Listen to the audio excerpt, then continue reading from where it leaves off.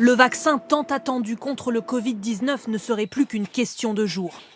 Il pourrait arriver jusqu'au premier patient dès la fin du mois de décembre. C'est en tout cas la promesse du gouvernement. Cette première phase concerne environ 1 million de personnes. Et cette campagne, mesdames et messieurs les députés, va débuter dans les tout prochains jours, dès que nous aurons eu la décision d'autorisation de mise sur le marché. Voici le calendrier prévu. L'Agence européenne du médicament doit se réunir le 21 décembre. L'autorisation de mise sur le marché interviendrait dans la foulée le 23 décembre. Côté français, la Haute Autorité de Santé devra donner son feu vert entre le 24 et le 28 décembre, avant que les premières doses ne soient livrées, les premiers patients vaccinés avant la fin de l'année 2020. Un calendrier très serré que les Européens veulent tenir. Dans cette course contre la montre, la Commission européenne veut rassurer les États membres. Tout le monde pourra commencer à vacciner le même jour. Commençons la vaccination dès que possible. Ensemble. Les 27, le même jour, à l'image de l'unité dont nous avons fait preuve depuis le début de cette pandémie. Les vaccins destinés à la France quitteront le site de production de Pfizer en Belgique en direction de 6 plateformes logistiques et d'une centaine d'hôpitaux répartis partout en France, mais gardés confidentiels pour le moment. C'est là que se trouvent les supercongélateurs. Ils permettront de conserver les premiers vaccins à moins 80 degrés avant qu'ils n'arrivent jusqu'aux patients prioritaires des EHPAD d'ici la fin de l'année. Et notez que selon le président du conseil scientifique, le professeur Delfrécy sur RTL ce soir, le vaccin ne nous permettra pas de voir le bout du tunnel avant l'automne 2021. On va revenir.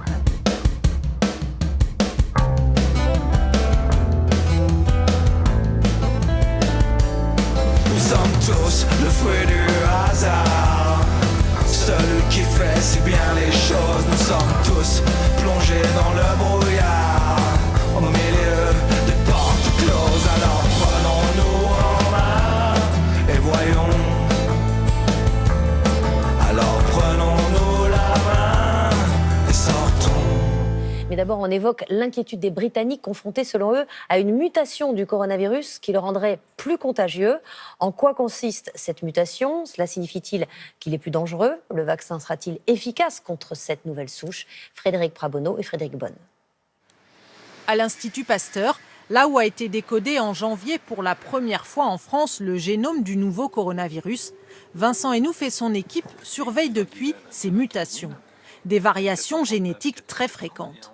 Celle-ci, par exemple, qui a muté, qui porte 1, 2, 3, 4, 5, 6, 7 mutations par rapport au virus initial.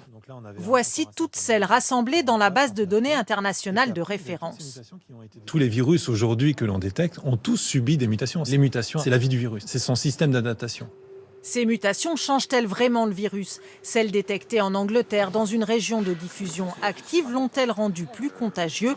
Rien ne le prouve pour ce spécialiste. Est-ce que ces mutations sont responsables d'un gain particulier de diffusion dans la population? On dit qu'il s'est dispersé beaucoup plus vite, mais est-ce que ça ne serait pas plutôt une personne qui est ce qu'on appelle les super spreaders qui aurait provoqué cette super diffusion du virus? Ou alors c'est une mutation qui est responsable de ça? Mais tout ça doit être vérifié. Les mutations repérées en Angleterre portent sur la protéine de surface.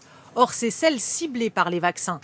Alors leur efficacité est-elle remise en cause? Devant le Sénat, cette virologue s'est voulue rassurante. Je pense qu'il faut se hâter de ne pas conclure. Le variant britannique est le dernier en date de variants pour lequel on se pose des questions. Et c'est bien de se poser des questions, mais je pense à ce stade-là, il ne faut pas conclure que la présence de ce variant pourrait empêcher l'efficacité des vaccins. L'Organisation mondiale de la santé assure que les chercheurs vont continuer à surveiller et étudier ces mutations. Bonsoir Damien Mascret. Bonsoir. On parlait hier de l'accélération du calendrier. C'est l'Allemagne qui pousse l'Europe à aller plus vite. Bah oui, ils ont des bonnes raisons pour le faire. D'abord, depuis le mois de novembre, ils étaient en plateau. Et là, depuis début décembre, eh bien, ils commencent à remonter. Imaginez-vous, au plus fort de la vague, au mois d'avril, il y avait environ 250 décès en moyenne par jour, alors qu'aujourd'hui, ils sont à 500 décès en moyenne par jour. Et puis, l'autre raison d'aller vite pour les Allemands, c'est que leur logistique est prête. Or, on le sait, avec ce vaccin, ça va être un problème crucial. Et vous l'avez remarqué, Anne-Sophie, en France, on va démarrer plutôt très lentement. Alors on commencera avec le Pfizer, mais le Moderna pourrait rapidement arriver sur le marché. C'est un bon vaccin aussi. Écoutez, il semble aussi bon que le premier. Moderna, Pfizer ont des résultats qui sont au-dessus de 95% d'efficacité, y compris une très bonne efficacité chez les sujets âgés, ce qui avait été une inquiétude au départ. Et puis côté tolérance, c'est vrai que c'est très réactogène, comme on dit. Donc il y a des effets indésirables transitoires et peu graves, mais quand même un petit pic fébrile, un petit peu de fatigue, une douleur au point d'injection. Mais enfin, pas d'effets indésirables sérieux et grave, en tout cas pour l'instant. Donc ça, c'est plutôt rassurant. Attendons de voir ce que vont dire les experts de l'agence européenne. Vous évoquiez le niveau de l'épidémie en Allemagne. En France, ce soir, on a relevé 17 615 nouveaux cas de contamination au coronavirus. Je vous rappelle que l'objectif était de passer sous les 5000 cas par jour. L'OMS a fait savoir aujourd'hui qu'il y avait un risque élevé de troisième vague de l'épidémie en Europe en début d'année. Notez qu'une nouvelle campagne de dépistage massif était lancée aujourd'hui en région Auvergne-Rhône-Alpes à l'initiative de son président. Plus de 2 millions de tests antigéniques ont été commandés. 1300 centres de prélèvement supplémentaires ont été déployés. C'est ici, dans l'un de ces bâtiments, dans une zone commerciale, loin de toute habitation, que les policiers ont été appelés. Dans un premier temps pour un tapage nocturne, sauf qu'en arrivant sur les lieux, ils tombent sur une fête clandestine. D'ailleurs, l'organisateur s'est spontanément présenté à mes collègues et a effectivement déclaré qu'il s'agissait d'une fête clandestine. Et d'ailleurs, lui-même en assume les responsabilités, quoi. À l'arrivée de la police, une grande partie des fêtards prend la fuite. Ils sont sans masque et alcoolisés. D'ailleurs, aux alentours du bâtiment, bouteilles, canettes et même des cartouches d'azote témoignent encore de cette fête clandestine. La préfète du Bas-Rhin est scandalisée. Elle a décidé de porter plainte pour mise en danger d'autrui en se déplaçant elle-même au commissariat de police. Là, je trouve que c'est extrêmement grave. On ne peut pas accepter, on ne peut pas considérer que c'est une fatalité et il faut vraiment marquer le coup. Et moi, je le ferai systématiquement quand il y aura des fêtes de cette nature. C'est vraiment de l'inconscience et de l'irresponsabilité. En organisant cette fête clandestine, en plein confinement, les responsables de cette soirée risquent 1 an de prison et 15 000 € d'amende.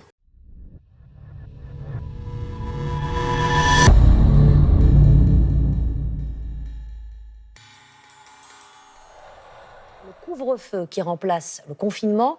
Le gouvernement s'est promis de le faire respecter strictement en multipliant des contrôles à partir de 20h.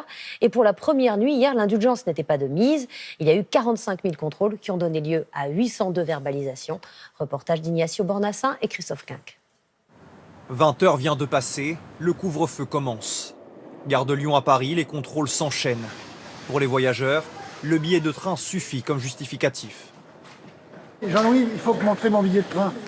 Mais pour les autres, incapables de présenter un billet ou une attestation, la sanction est immédiate. Vous aurez une contravention de 135 € pour le non-présentation d'attestation. 1h30 après le début du couvre-feu, ce taxi est venu chercher ses clients. Il pense être en règle. Je suis taxi. Vous n'avez pas votre attestation? Si, c'est l'attestation, c'est marqué ici, voilà. Déplacement professionnel. Vous pouvez vérifier. À un détail près.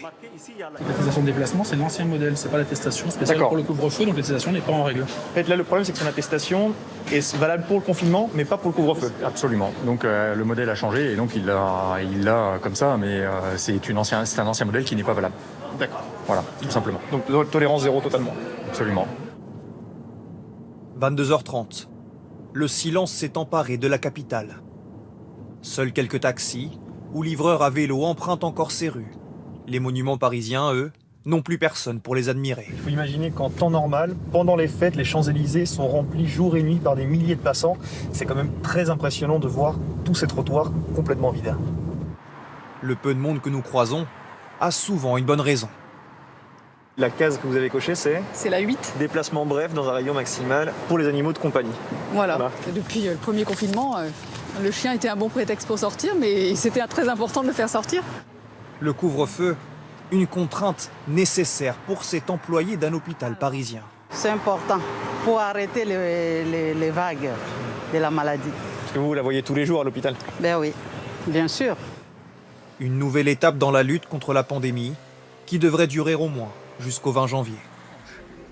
On n'a pas le droit de neutraliser quelqu'un en l'internant sous contrainte parce qu'il a des opinions qui dérangent.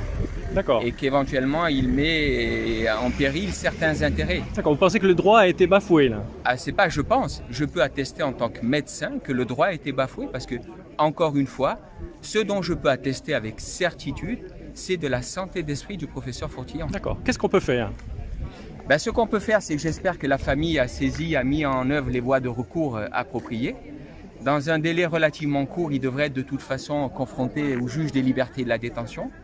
Et je pense que si un magistrat intègre se saisit de ce dossier, il va rapidement voir que ce dont est victime le professeur Fourtillon, c'est d'un internement abusif et qu'il va prononcer la levée immédiate de cette mesure coercitive et illégale. C'est ce que je fais, chers amis. Le dépôt de la plainte a été fait. Je vous dis et je vous le confirme que cela a été fait. J'ai ici le reçu entre mes mains. Il est là. Voilà. Le numéro de la plainte du dépôt, c'est le 20 351 3x0 746. Je mettrai tout ça sur le site de Réaction 19. Vous avez déjà le lien pour accéder et vous allez avoir le lien ensuite pour pouvoir intervenir au soutien de cette plainte. Je vous dis simplement une phrase, chers amis, une phrase magnifique qui m'a été écrite par quelqu'un qui a lu. Il m'a dit, quand on lit la plainte, si on avait un doute sur le fait de se faire piquer par ces produits, on n'a plus envie de le faire. Et je ne peux pas trop dire de nom des personnes qui sont derrière sur la partie médicale, parce que la plainte a été gardée secrète, parce qu'aujourd'hui, personne ne la connaissait qu'un groupe très limité de personnes, parce que les fuites sont dangereuses. Et donc, c'est pour ça que quand elle était posée, nous l'avons rendue publique. La plainte, elle est entre les mains de Madame Martine Bonner. Elle l'a eu en prémisse. Elle n'est pas intervenue aujourd'hui à l'Assemblée parce qu'elle est en dyslexie avec Territoire et Liberté. Donc, c'est pas elle qui a eu la parole, mais elle a la plainte. Elle va faire bon usage. Nous allons l'adresser à tous les députés, à tous les sénateurs. Entre demain, vendredi, lundi, nous allons faire notre travail. On va le remettre à chaque député et à chaque sénateur. On va le remettre à toutes les autorités de l'État. C'est pour ça que vous devez nous aider. Communiquez-la à des collectifs, communiquez-la à vos amis, communiquez-la à d'autres associations. Parce que c'est un document de base. Après, les gens, vous pouvez l'utiliser, vous pouvez vous y associer, vous pouvez écrire. Si vous avez des choses à rajouter, vous pouvez le faire. Rien n'empêche d'apporter un élément supplémentaire de tous ceux que nous avons mis. La plainte fait déjà plusieurs dizaines de pages. La plainte est ici, elle fait, je vais vous dire autre chose, 40 pages. Parce que déjà, 40 pages de synthèse par rapport à la documentation, c'est énorme. Plusieurs infractions sont visées. Le délit de mise en danger délibérée de la vie d'autrui, la mise en danger, le fait de savoir, d'être conscient, ils savent pas les conséquences, ils savent pas les effets, on n'a pas mesuré toute la portée et on va injecter ça, on va utiliser les vieux dans les EHPAD parce que comme ça, ils sont des cobayes. Comme ça, de toute façon, comme il a dit, un connard, j'utilise ce terme-là, ce sont des vieux crevés de la Covid-19, eh bien, s'ils crèvent du vaccin, c'est pas grave parce que de toute façon, ils allaient crever du vaccin. Vous imaginez à quel point de débilité mentale nous sommes aujourd'hui dans la manière de gérer cette épidémie parce qu'ils n'avaient pas été fichus de l'affronter intelligemment depuis le mois de janvier quand ils étaient conscients de choses. Donc, nous en sommes là à se faire piquer avec des thérapies géniques, avec de l'ARN messager, avec ceux que disent, mais bien sûr, il n'y a rien, circulaire, il n'est pas dangereux. Alors, pour quelle raison avoir changé toute la législation européenne et faire un règlement spécial pour permettre à tout ce qu'on appelle des thérapies, qu'elles sont devenues en tant qu'organismes génétiquement modifiés, eh bien, de pouvoir être mis sur le marché. Alors, il faut aller vite, parce qu'on a senti qu'il y a des gens comme moi et d'autres qui vont bouger au niveau de l'Europe, que là, alors, il faut aller vite. Alors, maintenant, on tente d'anticiper. Je vous le dis pourquoi ils courent comme ça. Parce qu'ils savaient qu'on allait bouger. Et c'est un travail qui nécessite votre aide. Nous, de mon côté, je fais les députés, les sénateurs, tous les ministres et vous, envoyez dans vos départements, communiquez-la aux gens, communiquez-la à des gens qui ont des parents dans les EHPAD, communiquez-la au directeur d'EHPAD parce qu'il faut qu'il soit conscient du risque pénal. La mise en danger délibérée, le délit de tromperie aggravée. Oui, tromperie aggravée. Parce qu'on dit des mensonges, parce que ce qui est écrit sur le packaging est même un mensonge. Ce qui est dedans est un mensonge. Tromper autrui, comme si on vend une farine pour faire une tondeuse ou une tondeuse, comme une farine, c'est de la tromperie. Eh bien là, c'est la tromperie, ce ne sont pas des vaccins. Le mot vaccin, c'est la création de quelque chose qui permet de générer une immunité. Et là, comme par hasard, On reparle maintenant de faire ça aux vieux, de faire ça au personnel médical, et puis de toute façon, on va voir il sera nécessaire d'avoir une immunité collective. Alors, ça sert quoi? Qu'est-ce qu'ils sont en train de nous foutre à l'air, toutes nos libertés? Parce qu'effectivement, il faut utiliser. Ensuite, le délit d'abus de faiblesse. Ben quoi, le délit d'abus de faiblesse? Parce que dire à une personne âgée, vous devez vous faire vacciner. Vous devez faire vacciner parce que effectivement, ça va sauver votre vie. Et vous avez une personne grabataire, 80, 90 ans, dans un EHPAD, qu'elle va voir son consentement éclairé. On va lui dire, mais madame, vous allez vous faire une petite picouse, vous allez être magnifiquement bien. Ça va être génial. Ah ben oui, faites-moi la picouse. Et vas-y, cocotte. Et vas-y, monsieur. Parce que faites un tour dans les EHPAD pour savoir quelle est la réalité. Consentement éclairé. Oui, éclairé avec une lampe. Vous savez, quand on fait une enquête, qu'on te met la lampe sur le visage, on dit alors, as-tu tué quelqu'un? Alors, le mec, à force de voir la lampe dans les yeux, va dire oui, mais peut-être tu ne l'as pas fait. Eh bien, la même chose. Alors, Madame Dupont, allez-vous accepter le vaccin? Parce que sinon, vous ne resterez plus dans l'EHPAD. Vous allez rentrer chez votre fille. Et madame va dire oui, faites-moi la picouse. Ensuite, délit d'extorsion, pourquoi? Parce qu'effectivement, le chantage qui est fait au consentement, le consentement doit être libre et éclairé. Ça veut dire qu'il faut qu'il n'y ait pas de contrainte. La personne a le droit. Aujourd'hui, en train de dire, ah là là, il y a même un restaurateur qui est allé dire, je suis prêt à faire le test, moi, pour mettre la pancarte, je ferai entrer que des personnes qui ont été vaccinées. Mais vous êtes en train de plaisanter ou quoi? Oui, mais a été quand même plié. Il y a eu même des députés qui ont dit, oh, mais c'est intéressant, ça serait peut-être une chose à faire. Donc là, c'est quoi? C'est du chantage? C'est une interdiction d'accéder à un commerce public en posant une condition, mais ils sont capables parce que on se rapproche du passeport. Donc, c'est pour ça que je vous avais dit que la plainte concernant les vaccins est un carrefour. C'est le carrefour de tout. C'est le carrefour de l'achèvement de la gouvernance mondiale. C'est le carrefour des big pharma. C'est le carrefour des escrocs. Parce que les big pharma sont des escrocs. Parce que vous verrez à l'intérieur. Parce que Pfizer a déjà été condamné à plusieurs millions de dollars d'amende. Vous êtes là. Vous avez des livres qui parlent des escrocs, effectivement, des big pharma et des big data. Parce qu'avec les big pharma, ce sont les big data. C'est-à-dire la détention du pouvoir dans le monde qui est en jeu. Et alors on dit complotiste quand on voit des choses qui sont autres. Moi, ce que je constate que on n'a rien fait. Aujourd'hui, on a une décision du Conseil d'État italien qui dit que l'hydroxychloroquine ne fait du mal à personne, doit être utilisée en tant que thérapie. J'ai vu qu'en France, on a dit non à l'hydroxychloroquine, remdesivir. Vendredi, chers amis, plainte remdesivir, plainte déposée contre Gilead. Mais c'est pas ceux qui donnent de l'argent à ce monsieur, pas directement, mais dans la structure où monsieur Blanchet, ce monsieur Blanchet qui est partout maintenant, il vient nous vanter sur tout le plateau l'utilité des vaccins. Maintenant, on dirait vraiment la bouche du gouvernement. Mais c'est quelque chose de merveilleux. Il donne de l'ubiquité. Je crois que l'autre matin, ou hier matin, aujourd'hui, je l'ai vu concomitamment sur 2 chaînes. Alors je me dis, c'est quoi? Blanchet, c'est le Dieu. C'est le pape, le seul qui leur donne de l'ubiquité. Aujourd'hui, monsieur Blanchet est devenu le pape de la santé en France. On ne voit que lui, on n'appelle que lui. Maintenant, quand il peut avoir une situation, eh bien, c'est monsieur Blanchet, sans compter l'autre médecin, qui est, comment s'appelle? Le docteur qui est très connu, bon, c'est pas grave, sur lequel j'étais sur un plateau. Voilà, on a 2, 3 qui sont les appelés du bataillon, les appelés du bataillon de la santé qui sont là à nous casser du matin au soir. Donc, Blanchet, Saint-Blanchet, garantis-nous que les picouses que vont nous faire, ce sont des picouses qui vont nous sauver. Donc, une nouvelle que je voulais vous donner, et là, j'en saurai beaucoup plus parce que je vais à un congrès international, c'est le décès de Brandy Vaughan. Brandy Vaughan, c'était la lanceuse d'alerte qui est une ancienne représentante pharmaceutique des laboratoires Merck.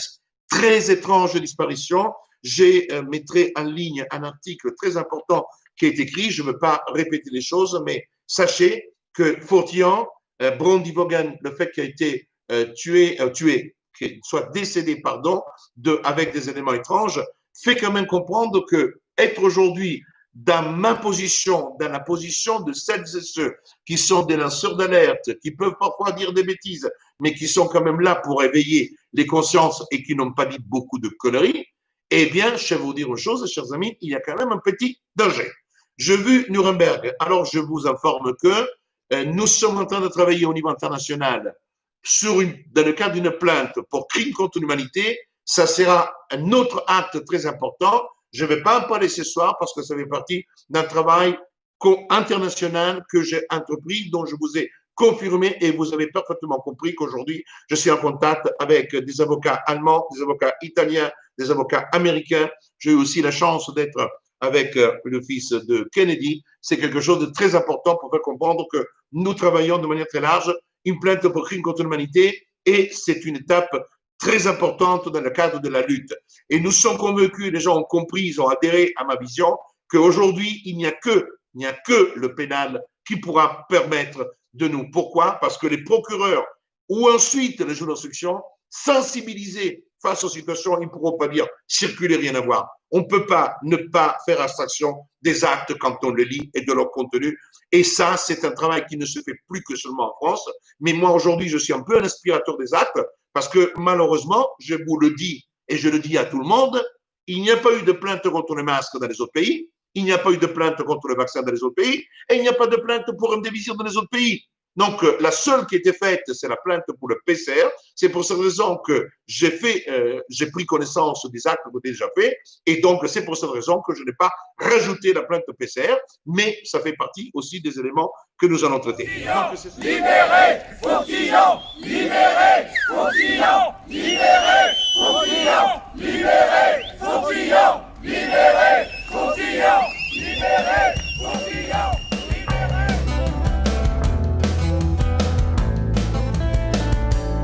Nous sommes tous le fruit du hasard.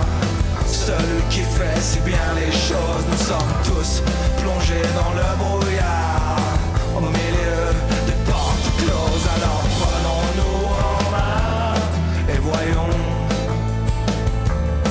Alors prenons-nous la main et sortons de cette prison dorée que nous avons tant aimée.